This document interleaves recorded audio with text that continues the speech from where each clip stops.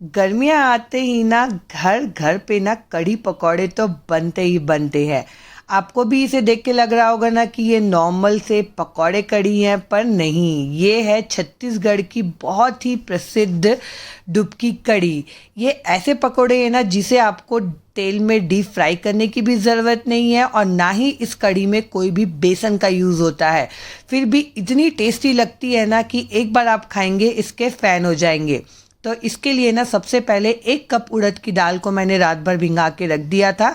ये खड़ी उड़द की दाल है। अगर ये ना हो ना तो जो टुकड़े वाली उड़द की दाल आती है ना वो भी आप इसमें यूज़ कर सकते हैं। इसका पानी निकाल दिया है मैंने और इसे मिक्सी के जार में मैंने ट्रांसफ़र कर दिया। इसमें डाल दिया लहसुन, मिर्च और हरा धनिया। आप अगर लहसुन नहीं खाते ना तो वो भी स्किप कर सकते हैं। थोड़ा सा पानी डाल के ना हम इसे अच्छे से यहाँ पे पीस लेंगे। एकदम फाइन पीसना है, पानी की क्वांटिटी ज़्यादा नहीं रखना है। मैंने यहाँ पे 2 बार करके दाल को पीसा था, तो एक बार दूसरी बार वाला जो दाल है ना वो प्लेन पीसा है, तो इसीलिए कलर इसका ऐसा दिख रहा है। अब हम इसे अच्छे से मिक्स कर लेंगे ताकि दोनों दाल आपस में अच्छे से मिक्स हो जाए यहाँ पे।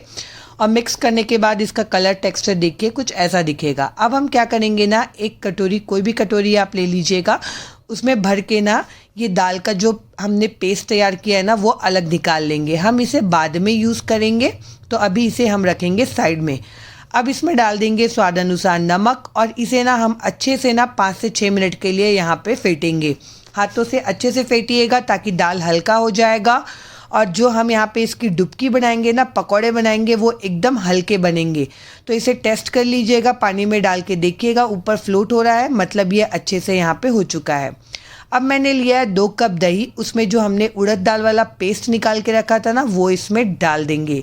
ये जो कढ़ी है ना ये उड़द दाल से ही बनती है और इसका टेस्ट ना बहुत ही बढ़िया आता है। आपने ये कढ़ी पहले कभी खाई है कि नहीं, मुझे कमेंट करके ज़रूर बताइएगा। तो इसे ना अच्छे से एक बार हम मिक्स कर लेंगे ताकि दाल और जो दही है ना वो अच्छे से फिट जाए। यहाँ पे आप देख सकते हैं अभी यहाँ पे दही गाढ़ा लग रहा है। तो अब मैं क्या करूँगी ना, इसमें 2 कप के करीबन पानी डाल दूँगी। जो भी कप से आपने दही लिया होगा ना उसी कप से 2 कप के करीबन अभी पानी डाल दिया है मैंने। अगर बड़ा बाउल हो आपके पास तो यहाँ पे टोटल 4 कप पानी आप इसमें डाल सकते हैं। 2 कप पानी मैं बाद में डालूँगी।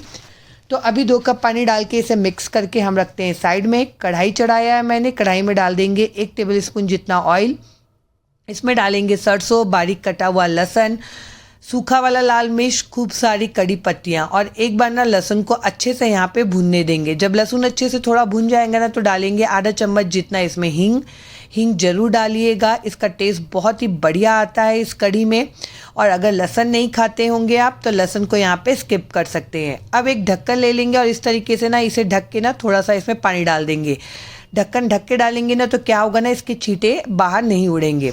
और एक बार जब ये बॉईल हो जाएगा तो इसमें डाल देंगे हमारा तैयार किया हुआ दही वाला पेस्ट। अब देखिए यहाँ पे 2 कप पानी मैं फिर से डाल रही हूँ। मैंने कहा था आपको टोटल 4 कप पानी डाला है मैंने इसमें। अगर आपको लगे कि कढ़ी यहाँ पे ज़्यादा गाढ़ी है तो 1 कप पानी आप और इसमें ऐड कर सकते हैं।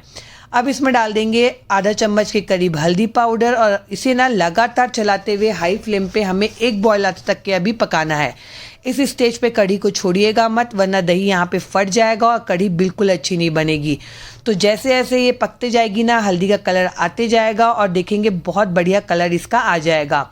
तो 1 बॉयल आते तक के इसे ना आप लगातार चलाते हुए पकाइएगा और जैसे ही 1 बॉयल आएगा ना तो फिर आप इसे स्लो करके छोड़ सकते हैं।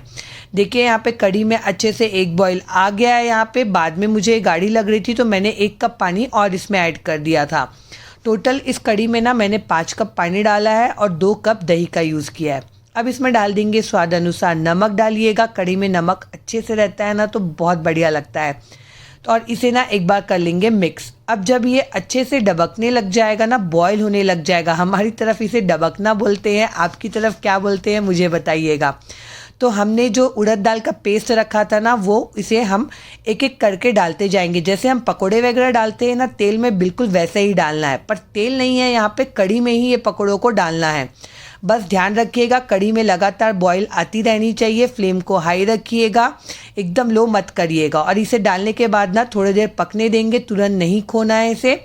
थोड़ी देर बाद देखेंगे ना ये जो पकोड़े हैं अच्छे से यहाँ पे स्टेबल हो चुके रहेंगे, पक चुके रहेंगे। उसके बाद इसे पलटिएगा और इसे कम से कम ना अच्छे से 6 से 7 मिनट के लिए ना आप बॉईल होने दीजिएगा, तभी कढ़ी में ना वो टेस्ट आएगा।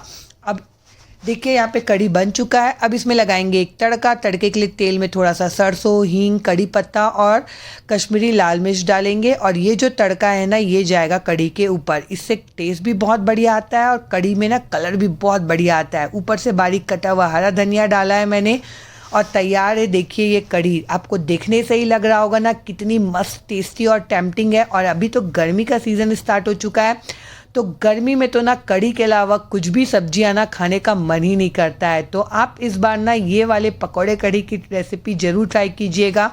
हमारे छत्तीसगढ़ की ना ये बहुत ही फेमस रेसिपी है, हर घर पे ये बनती है और खाने में ना उतनी ही टेस्टी और हेल्दी भी है। आपको पकौड़ों को कोई डीप फ्राई नहीं करना है, फिर भी बहुत बढ़िया कढ़ी बन के रेडी होती है।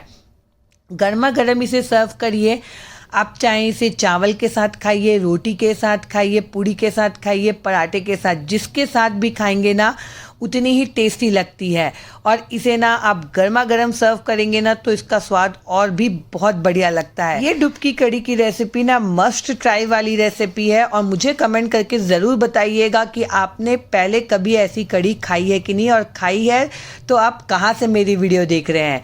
मैंने इसे सर्व किया है गर्मा गर्म चावल के ऊपर। ये गई डुबकी कढ़ी। इसका टेस्ट और इसका जो कॉम्बो है ना मैं क्या ही बताऊं, इसके साथ आपको कुछ भी नहीं चाहिए।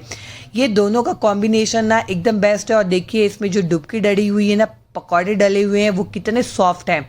तो आप ज़रूर ट्राई कीजिएगा और मुझे कमेंट करके बताइएगा कि आपको ये रेसिपी कैसी लगी। मैं मिलती हूँ अगले ब्लॉग में। Bye bye.